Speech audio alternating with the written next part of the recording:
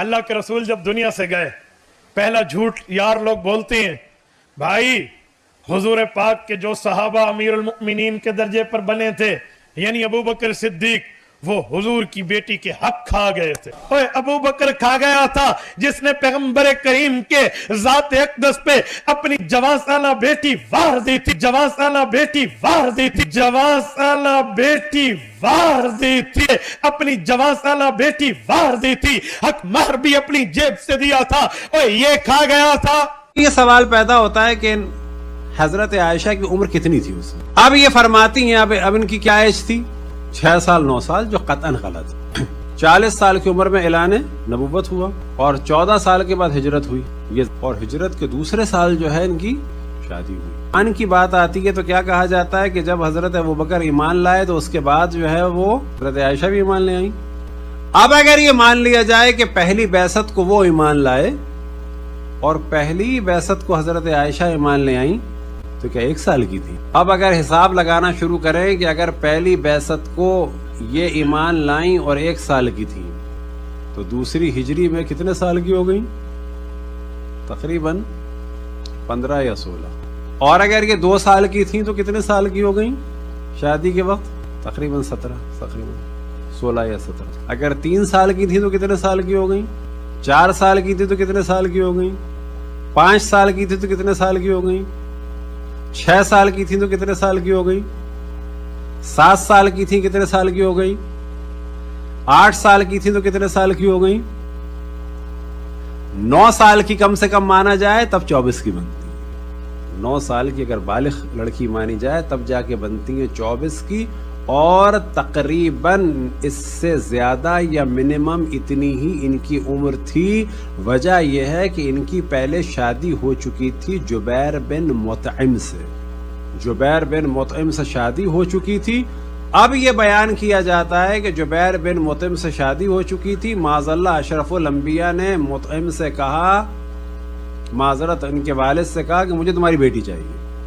یا پھر اشرف الانبیاء کی ذات کو خراب کیا جاتا ہے یہ بتانے کے لیے کہ یہ بہت اچھی تھی. نکاح والی عورت کے لیے اشرف الانبیاء کی شخصیت کو خراب کر رہے ہیں.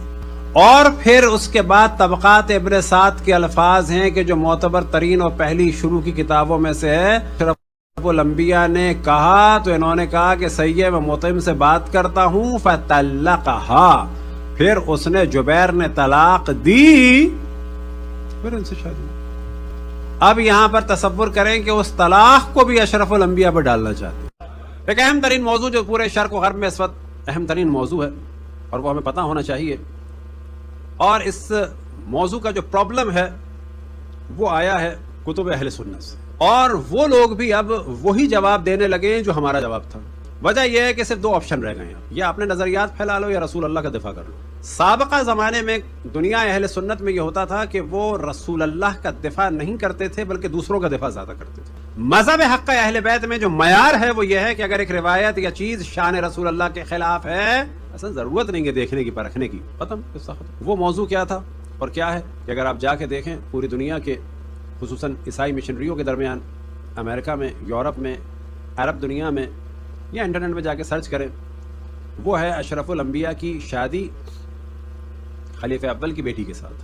اور وہ موضوع یہ کہ وہ 6 سال یا 9 سال کی, اصل موضوع ہے وہ یہ کہ 6 یا 9 سال. اب جو یہ موضوع ہے یہ قطعاً ایسا نہیں ہے کہ اس میں جو حضرت عائشہ کی توہین کا ہے نا, اگر رسول اللہ کا دفاع کرنا ہے تو پھر اس کو ڈینائی کرنا ہوگا, اس کے علاوہ کچھ نہیں. یا ان کو جو ہے چھوٹے سے چھوٹا کرتے چلے جائیں, اور پھر ان کو ایج میں چھوٹے سے چھوٹا کرتے کرتے کرتے رسول اللہ کی عزت اور آبرو کو بھی چھوٹا کر دو, یا بالآخر صحیح بتانا ہوگا تاکہ اشرف الانبیاء پہ تہمت نہ لگے. اور یہ ذمہ داری یاد رکھیں کون ادا کرے گا, کہ شیعوں نے ادا کی تھی, شیعوں ہی کو ادا کرنا ہے. اب وہی والے سارے ڈسکشن جو شیعہ کر چکے تھے اب بعض اہل سنت بھی کر, اور خود ہم نے بھی 1.5-2 سال پہلے اس کو ڈسکس کر کے یوٹیوب میں بھی کیا. اس کے بعد جو ہے ہم نے دیکھا کہ اور جگہ سے بھی اسی کو لوگوں نے جو ہماری گفتگو ہے اس کو انہوں نے نقل کیا.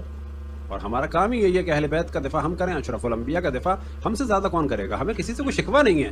ظاہر ہے کہ اہل بیت ہی اشرف الانبیاء کے جانشین ہیں, اور اہل بیت کے ماننے والے ہی رسول اللہ کا دفاع کریں گے, کوئی اور تھوڑی کر سکتا ہے.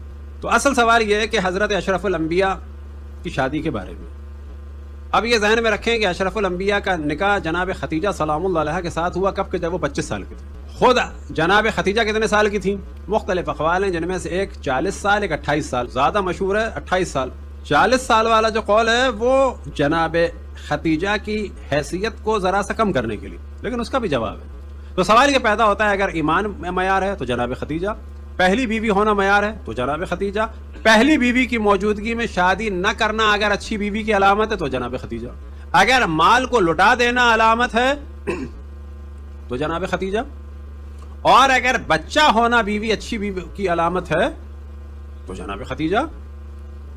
اور کیسا بچہ ہونا کہ جس کے ذریعے سے اشرف الانبیاء پہ سے تہمت ختم ہوئی کہ جس کے ذریعے سے کوثر نصیب ہوئی اشرف الانبیاء کو، یعنی خیر کثیر.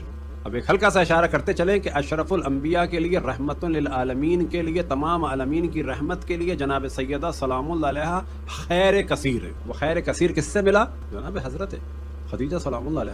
کس نے قربانیاں دی؟ اپنا مال لٹایا. اگر یہ معیار ہے بیوی کا تو کیا ہے؟ مال لٹانے والی ہو، قربانی کرنے والی ہو. معیار کیا ہے بالآخر اچھی بیوی کا؟ ہر معیار کے حساب سے جناب خدیجہ اگر آگے ہیں تو پھر دوسری بیویوں کا کیوں ذکر کیا جاتا ہے؟ اب یہ سوال پیدا ہوتا ہے کہ حضرت عائشہ کی عمر کتنی تھی اس میں؟ اب یہ فرماتی ہیں اب ان کی کیا ایج تھی؟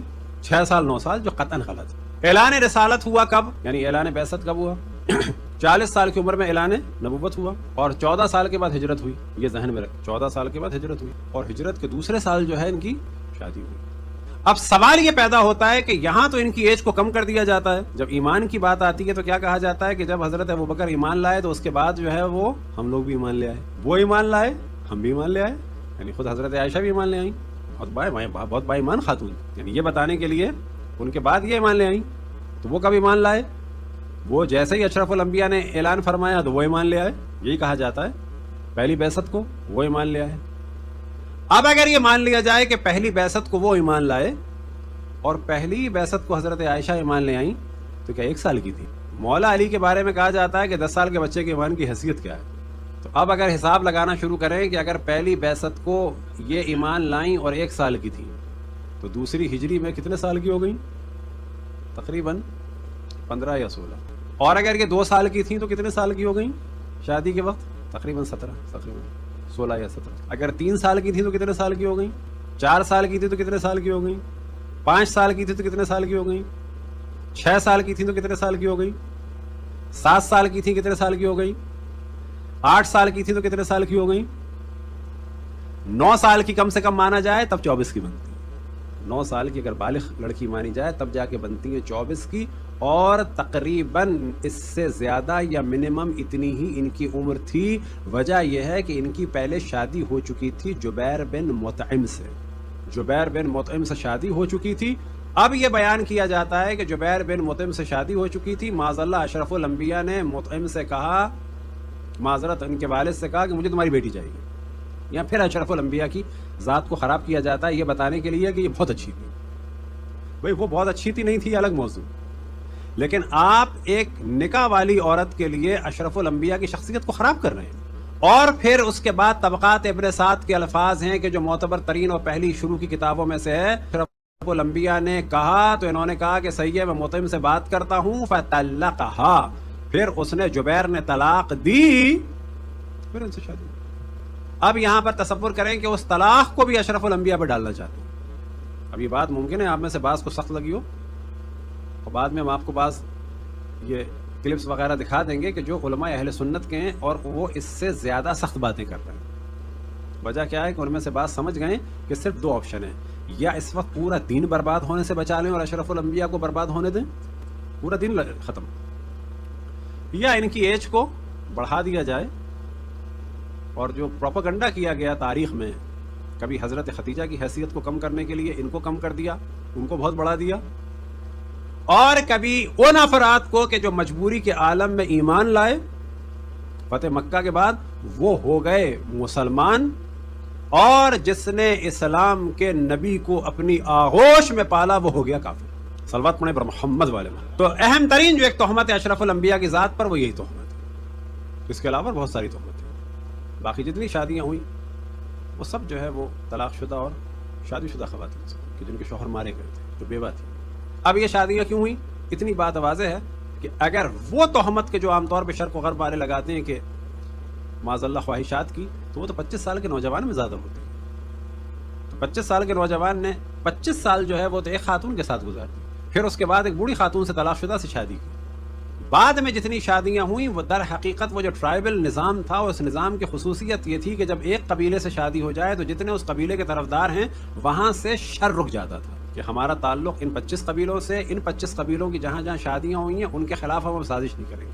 ٹرائبل نظام کو اگر سمجھنا ہے تو شادیاں کلیئر ہو جائیں گی. لہٰذا ایک جانب شر کو بچانا تھا، دوسری جانب ان شادیوں کے ذریعے سے کیا ہوا کہ لوگوں کے دل نرم ہوئے. وجہ یہ تھی کہ وہ ٹرائبل سسٹم کی خصوصیت یہی تھی کہ جب یہ سب کچھ ہو جائے دل نرم ہو جاتے تھے. اور یہی ٹرائبل سلسلہ بعد میں سبب بنا کہ مولا امیر المومنین نے کیونکہ جنگیں کی تھی بہت ساری، لہٰذا وہ جو ایک قبیلے کی عصبیت تھی، تعصب تھا، وہ سبب بنا کہ ایک بڑی تعداد دوبارہ مولا امیر المومنین کے خلاف ہو گئی تھی. اور یہی چیز سبب بنی کہ غدیر کا انکار بھی کیا، کیونکہ بالآخر معاشرہ تھا. اشرف الانبیاء نے بدلنا چاہے، ایک نبی بدل سکتے ہیں، لیکن کتنا بدلا یہ آپ اندازہ لگا سکتے ہیں کہ خود ان کی بیٹی کو سب سے پہلے قتل کر دیا.